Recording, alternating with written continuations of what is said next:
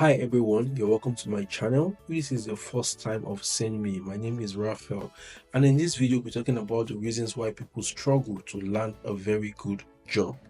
Sincerely, looking for a job can be like an uphill battle, can't it? You've polished your resume and sent dozens of applications, but yet the results aren't just there. But why? What is holding you back? In this video, we'll be sharing 5 most common reasons people struggle to land a very good job. Trust me, these are not just random guesses. These are the real barriers that keep people stuck. And don't worry, we'll be sharing tips on how to overcome them. From unrealistic expectations to overlooked mistakes, we'll all break them down. And at the end of this video, I hope you'll be able to improve on your job search and secure the job of your dream. Whether you are a fresh graduate or you're looking to switch career, this video is for you. Let's get started with the very first one: unrealistic expectations. Imagine this: you are applying for a job where 25% of the applicants are more qualified than you are. 25% are less qualified than you. 25% are at your level, while the final 25% are people referred by insiders. You will agree with me that the odds are more against you than are for you. So don't expect to apply for a job today, get interviewed tomorrow, and start working a day after tomorrow. Relax. Finding a good job takes time. So be patient and realistic. The job market is competitive, and even the best candidates often get rejected. It's not about how talented you are, it's about persistence, timing, and finding the right fits. Here is the good news: every application you send and every interview you attend brings you one step closer to your goal. Instead of focusing on how long it takes, focus on what you can control, applying for more roles that match your skills and improving with every opportunity. Remember, good things takes time. Stay consistent, stay focused, and believe your efforts will pay off. Your dream job is out there. Just keep applying until you find it. The second reason why people struggle to get a good job is because they have no plan nor direction. Some people just want a good job without a clear idea of what they want, where to find it, and how to get it. They just apply everywhere and anywhere, hoping that something sticks. And when they finally have an interview invite, they can't even remember the job they applied for, where they applied for it, let alone the description or role to prepare for. Now, here's a problem: if you only prepare for interview when you're invited, you are most likely to perform woefully. There are general interview questions you should know like the back of your hand. Like, tell us about yourself. Where do you see yourself in the next 5 years? Why are you leaving your current company to work for our company? Why do you want to work for our company? What are your strengths and your weaknesses? What problem have you encountered in your current role, and how have you managed it? If you only prepare for interview only when you get one, it shows lack of readiness for a good job. To get a good job, you need a plan, and here is why. It keeps you organized. You will know exactly the jobs you've applied for and how to follow up properly. It keeps you focused. Instead of applying for 50 random jobs, you want to apply for one job daily or 5 jobs in a week that match your skills and your career goal. It builds your confidence. You're always prepared for interview because you've done your own work. And this is where my job application tracker comes in handy. It helps you plan your job application from the jobs you've applied for, the roles, the description, the dates, the practice area, and the status of each application. This is how it works. This is a job application tracker that helps you track everything from the company you applied to, the role you applied for, the salary rate, the link to the job advert where you applied for the job, could be Indeed, LinkedIn, or directly on the company's website or a reputable job board, then the application dates, the contact details, the response you got, the interview stage where you are, and what have you. Let's quickly take a look on how it works. So, for instance, you applied to a company called Marine Limited, and you applied as a product owner, and the salary is, let's say, 180k per annum. So you want to put the link where you did the application here, so you can refer to it later for more information, maybe when you're called for an interview. So let's say www.marine.com/careers/ you just copy and paste in your own case the job application link here, so you can refer to it if you're being called for an interview. You want to put in the date where you did the application here, so third, then you select 3rd of February 2025. You want to write down the contact details, maybe the name of the person you should contact, the email and telephone number, or the email on their website and the telephone number, so you can follow up. So let's say we saw Kelvin on the website, and we saw Kelvin Mills at marine.com, and the telephone number we saw is this. Now, after applying, sometimes you get an acknowledgement, sometimes nobody gets back to you, and sometimes you receive a call. So you want to select what applies here: acknowledgement, you were contacted, and they require more information from you. So you select that in the response you got, the interview stage where you are, they've called you for an introduction or they sent an email of introduction, they've sent you an assessment where you did an assessment, you've had your first interview, could be a call interview, or could be a chat interview, or a virtual interview, or a physical interview, your second interview, or perhaps you're having the final interview, or you've had the final interview. You want to select that there. Then here is the interview focus area. Now, in every job description, they put the requirements. If this person we want to occupy this role, the person should be proficient in JIRA, should be proficient in product prioritization, should be able to do this and that. So you want to list all of that here, so that before the interview, you'll be able to refer to all of these things. Because aside the general interview questions they ask, tell us about yourself and the likes of them, they will also want to touch into these areas of proficiency that have been listed on the job role. Now you want to select the dates of the interview, whether you had the interview or will have the interview, and at the end of it, you want to select the offer outcome, where you offered the job, nothing yet, no, or yes, you were offered the job.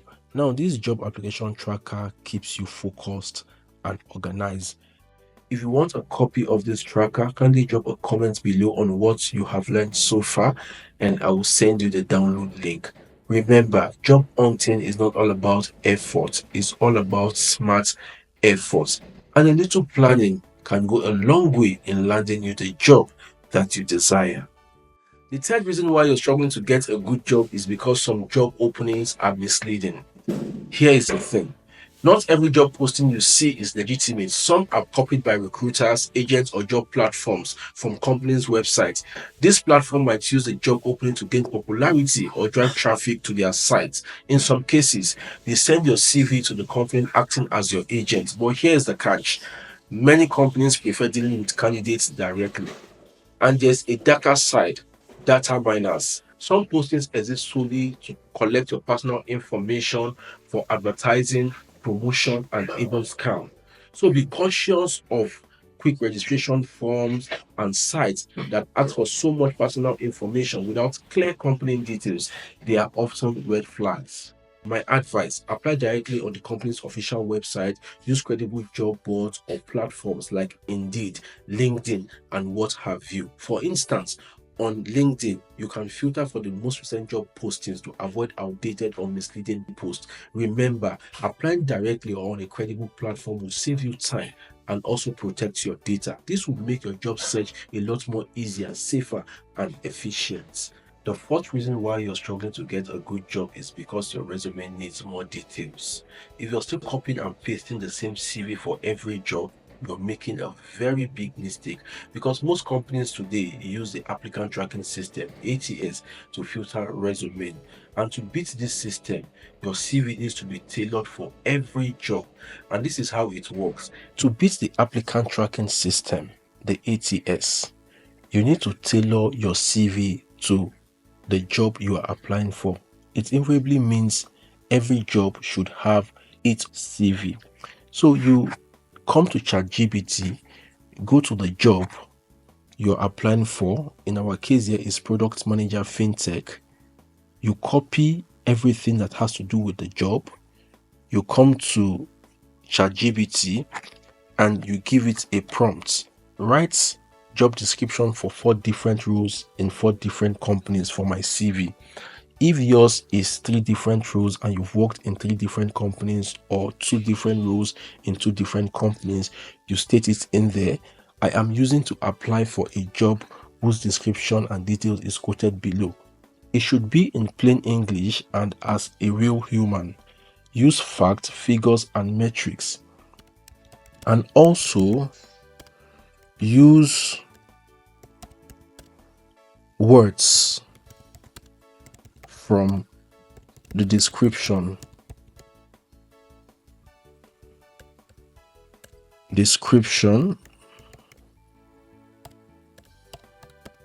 So my CV can beat the ATS system.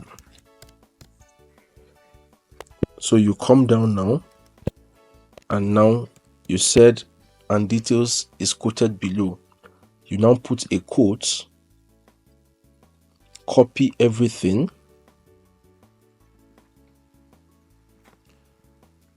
then you paste it inside the quote, then send.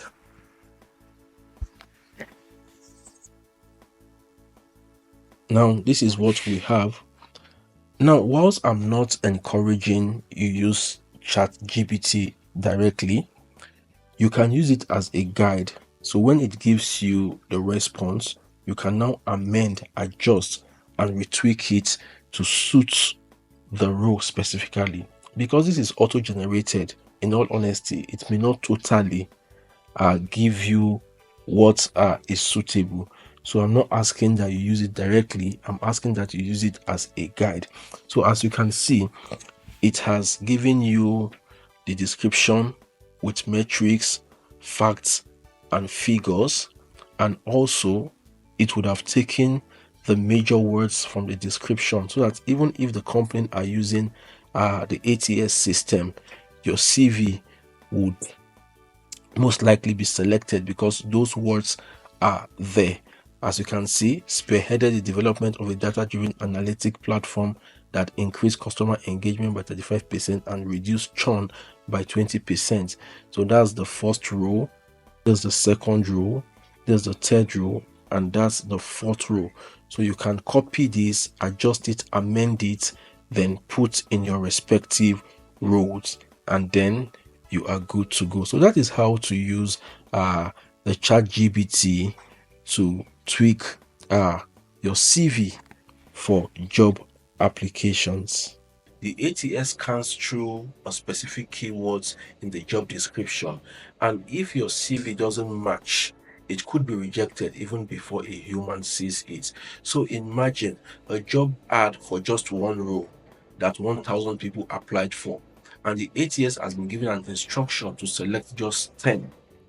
What is your chances of being selected if your CV was not tailored for that job role. And that is the reason why most times you're not being invited for an interview. And the more interviews you attend, the higher your chances of getting a job. Another tip: don't just list out your past roles with vague descriptions like managed a team, improved a process. No. Instead, use facts, metrics, and figures. For example, you could say managed a team of 10 to increase sales by 15% over the period of 6 months, or implemented a change that reduced the production cost by 15%.